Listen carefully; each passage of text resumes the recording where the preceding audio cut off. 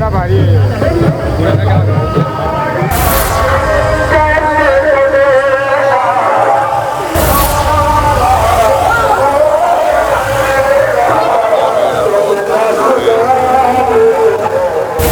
तपस्या रही वो कैसी रही महाराज जी? परम सुंदर सौभाग्यशाली। तो 41 दिन में बारिश भी आए होंगे, भीषण गर्मी भी हमने देखने को मिली, यहाँ पे पैर भी रख नहीं रहे थे लोग भी, इतनी गर्मी में आपने कैसे तपस्या की? गुरु महाराज का बड़ा आशीर्वाद रहा, उन्होंने शायद गर्मी लगने नहीं दी, और जो लगी तो वो सहनशीलता दे दी उन्होंने।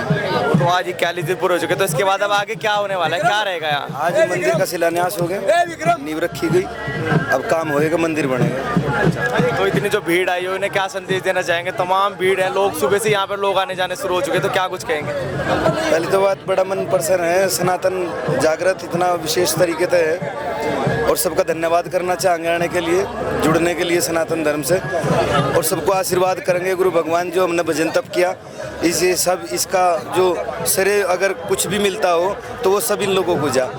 हम देख रहे थे सुबह से यहाँ पे गुरु महाराज जी आना शुरू हो गए, तो कहाँ से गुरु लोग आए हुए हैं? महाराज जी कहाँ से आए? गुरु भगवान गुजरात से, हरियाणा से, राजस्थान से, कई प्रदेशों से गुरु महाराज आए। तो लगभग आप बता रहे हो कि शिलान्यास हुआ है मंदिर का, तो कितने दिन लग जाएंगे और मंदिर को बनने में, और क्या कुछ इसका प्रोसेस रहेगा? 8 साल लगेंगे जी, मंदिर बनने में ही 8 साल लगेंगे जी। बस अब तो यथा सामर्थ्य जितना भी होता रहेगा, काम करते रहेंगे। तो आप कहीं इसके बाद कहीं और तपस्या पे जाओगे महाराज जी, या फिर यहीं पे रहोगे? जब तक मंदिर नहीं बनता जब तक कहीं नहीं जाते। जी बाबा जी, यही भजन होंगे जी, बहुत बहुत धन्यवाद। इस वक्त बीते गांव में मौजूद हूँ, और बाबा हीरानाथ जी की जो 41 दिन की तपस्या थी आज पूरी हो चुकी है, और बाबा पीर शेरनाथ जी हमारे साथ हैं। इन्हीं से जानते हैं कि तपस्या को किस तरीके से देख रहे हैं। जी बाबा जी, पहले तो स्वागत है आपका हमारे चैनल पर।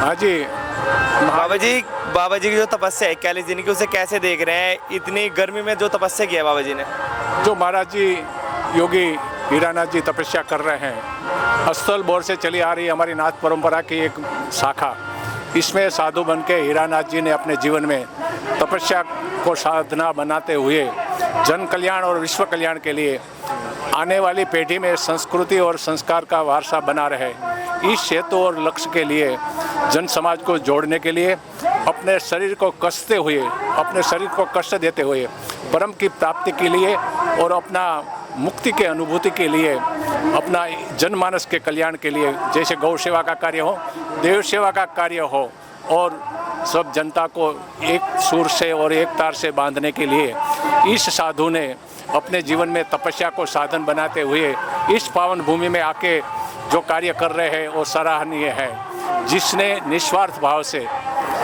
जनता को जोड़ने के लिए और संतों की सेवा को लक्ष्य बनाते हुए, देव सेवा का एक साधन बनाते हुए, सब संतों की सेवा करते हुए, गौ सेवा का कार्य हो, वृक्ष का जतन हो, अतिथि अभ्यागत अनाथों को आने जाने वाले को एक विश्राम मिलता रहे, उस लक्ष्य से और हेतु से बहुत बड़ा आयोजन कर रहे हैं। इस आयोजन से हम यही समर्थन देंगे कि जन समाज को संस्कृति का और संस्कार के आने वाली पीढ़ी का विश्वास बना रहे, और ये श्रद्धा का विषय है। इस तपस्या में इतनी गर्मी और इतने धूप में ये कैसे कष्ट सहन कर रहे हैं, इसमें कोई वैज्ञानिक प्रयोग से हम नहीं कुछ देखेंगे, सिर्फ गुरु कृपा ही केवलम, संतों की कृपा से इस साधु ने अपने जीवन में तपस्या दरमियान जो काम किया है वो श्रद्धा और विश्वास का है। इसी दृष्टि से हम देखते हुए बड़ी प्रसन्नता हम सब संतों की है कि नाथ संप्रदाय में गुरु गोरक्षनाथ जी ने अष्टांग योग को लेके बहुत ही प्रचार और प्रसारण किया एक समय में। आज नई पीढ़ी आने वाली हमारे संतों और योगियों ने भी इस परंपरा को उजागर करने के लिए एक लक्ष्य और हेतु बनाते हुए समाज को एक आगवा प्रकाशित कर रहे हैं, जिससे बड़ी खुशी और बड़ी प्रसन्नता हो रही है। बाबा जी एक सवाल हो रहा है मेरा आपसे, इस जैसे 41 दिन की तपस्या पूरी हो चुकी है, तो इसके बाद अब बाबा जी आगे क्या रहेगा बाबा जी का? ये साधु ने कई सालों से 41 दिन की तपस्या ये गर्मी के मौसम में कर रहे हैं। उसके बाद में वो जन समाज में सबके साथ में रहते हुए सुबह शाम अपनी साधना और आराधना करते हुए, अपना ध्यान और सेवा का कार्य करते हुए, जनमानस के बीच में जाते हुए आने वाली पीढ़ी को अच्छा संस्कार और अच्छी समझदारी मिले, इसलिए समाज सांस्कृतिक बने समाज शिक्षित बने, समाज दीक्षित बने और समाज में सनातन परंपरा और समाज में राष्ट्र भावना, देश भावना, समाज की एकता के लिए वो कल्याणकारी लक्ष्य और हेतु और विचार देते रहेंगे महाराज जी। महंत कृष्णनाथ महाराज जी हमारे साथ है, इन्हीं से जानते हैं कि बाबा हीरानाथ जी की जो 41 दिन की तपस्या थी उसे किस तरीके से देख रहे हैं। जी बाबा जी, 41 दिन की जो बाबा जी की कड़ी तपस्या थी उसे कैसे देख रहे हैं, कैसी रही है बाबा जी की तपस्या? बहुत अच्छी रही है। ये हठयोग तपस्या है।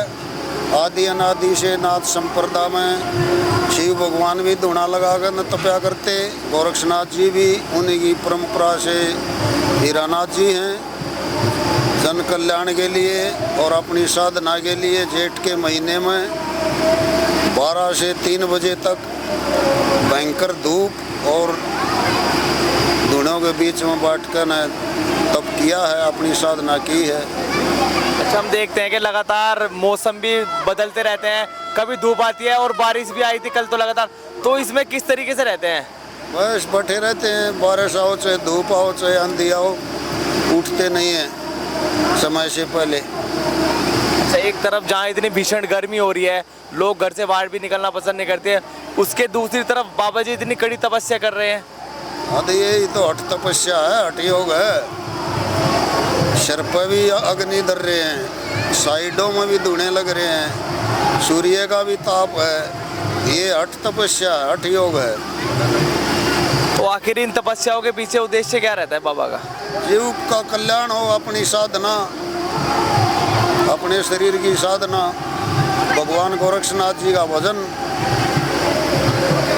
सुमरण। तो बताया जा रहा है कि जहाँ भी बाबा जी तपस्या करते हैं उसके बाद मंदिर भी बनता है हर जगह पर, या यहाँ पे मंदिर बन रहा है? नहीं, हर जगह तो नहीं बनता है, ये यहीं बन रहा है। बाकी तपस्या स्थानों में भी करते हैं, जंगल में भी करते हैं, एक धार्मिक स्थान पर ही करते हैं। ऐसे नहीं किसी के घर में जाकर न बैठ गए या किसी के खेत में बैठ गए, ऐसे नहीं।